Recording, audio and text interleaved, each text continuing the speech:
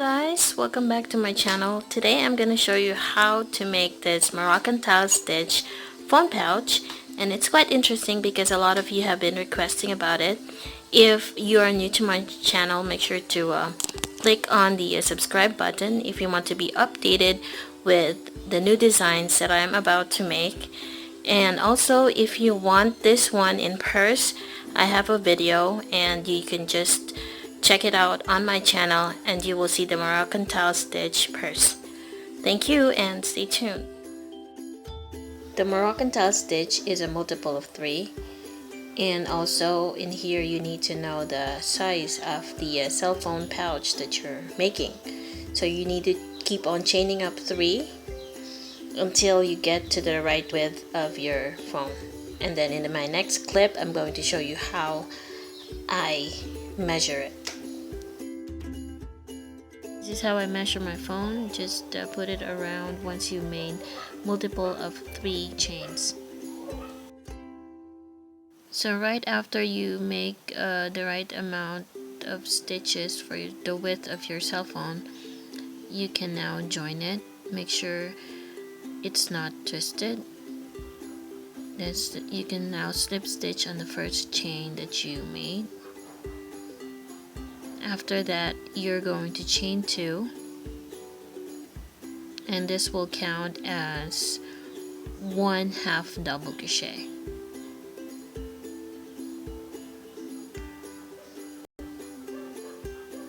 And then you're gonna do 1/2 double crochet in every stitch for a total of 33 half double crochets if you're following my tutorial.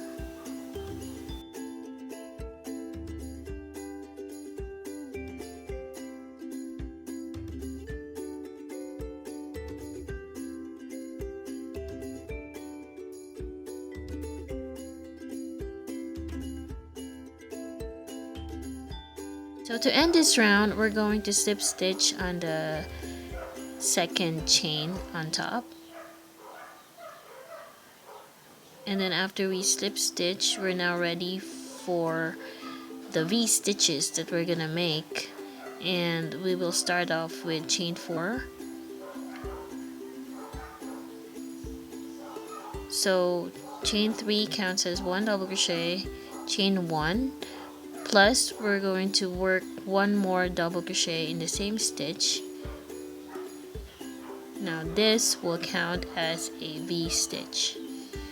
We're gonna skip 2 stitches or 2 half double crochets, and then on the third chain we're gonna make another V stitch, which is 1 double crochet, chain 1, and another double crochet in the same stitch. So this is what we're going to do around.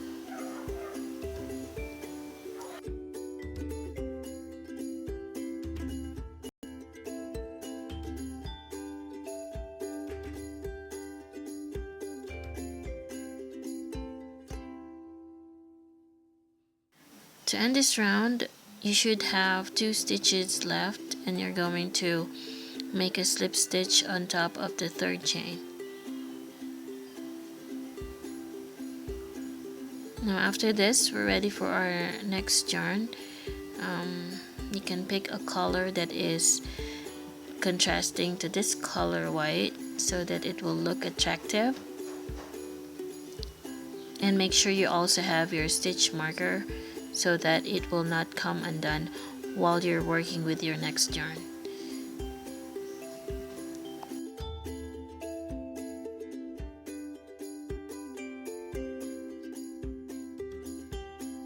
So in here we're going to insert the next color, and we're going to do a V stitch on top of the V stitch next to the one where we joined in, or where we slip stitch our last round. So we're going to chain 4. Make sure you're not catching the white yarn. Make sure it stays in the front. And then we're going to chain 4. 1, 2, 3, 4, and then make 1 double crochet in the same V-stitch. Next, we're going to make another V-stitch on top of the next V-stitch. So 1 double crochet, chain 1, and then 1 double crochet.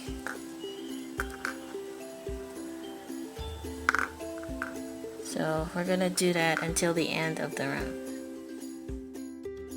Okay, so make sure that the white yarn is in front, and then we're going to do a slip stitch on top of the third chain. That's how we end this second round here. And we need a stitch marker.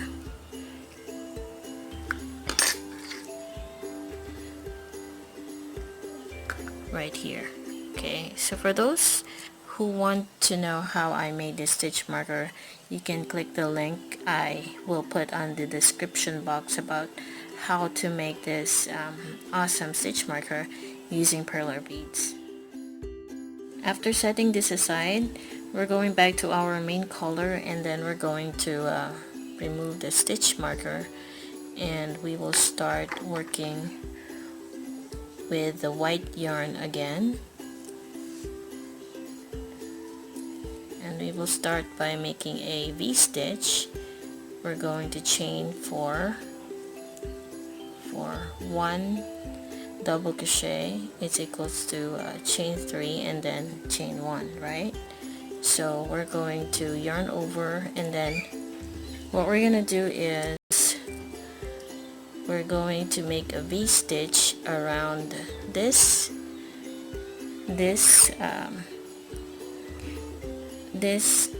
space in between the two V-stitches. So we go around it. Make sure that you're not catching the second yarn, and you're going to do a 1 double crochet in there. Now we're going to make another V-stitch. Make sure you're not catching the second color. Okay, so we're going to make a V-stitch in between these two white V-stitches and around this second color. Okay, so we're going to do it like this. We're going to do a double crochet, chain 1, and then 1 more double crochet. So let's do it again. 1 V-stitch here in between the two white V-stitches and around the middle of the second main color.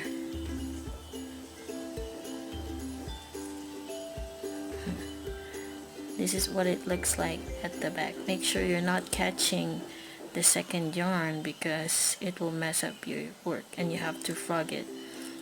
Okay, so make sure that the second color stays on the back and the white yarn stays in front.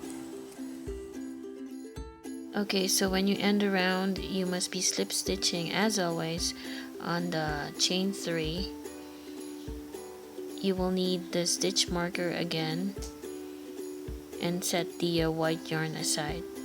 Now we're gonna work again with a dark color, so we're gonna remove the stitch marker there, and you're gonna work with the V-stitch through the white yarn. So make sure that you insert the hook coming from the front this way, and then from there you're going to chain 4 and then 1 double crochet, and then we make V-stitches around for every V-stitch. Always keep in mind the white yarn, make sure it stays in the front before you slip stitch the second color every time. And this is round 5, and you are basically going to repeat round 4 and 5 alternately until you get to the desired height of the phone pouch that you're making.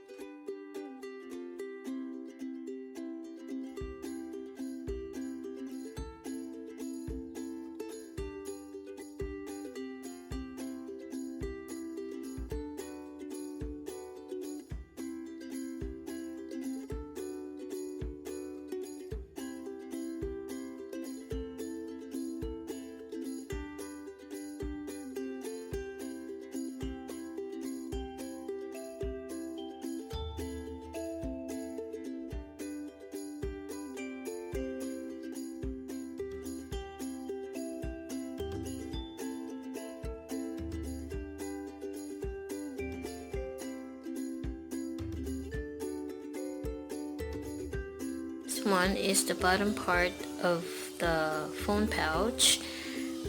You can always check your phone and just put it beside this project so that you'd know where you would stop the round. And usually I stop with working with the white yarn, and then after you stop working with the white yarn, that's a time that you can work one single crochet in every stitch. Like say I stopped at working with white yarn, and then I would chain one, work a single crochet in the same stitch, and then one single crochet in the middle of the V stitch, and then continue working with single crochet around until I get to round 4. Now by the time you reach round 2 of one single crochet in every stitch, if you have the O-ring, you can insert it around. Probably you might want to put the ring around here on the side if you want, and then work 3 single crochets so that when you put your cell phone or phone inside, it will not get stretched up with the ring. So it's going to be protected from the scratch.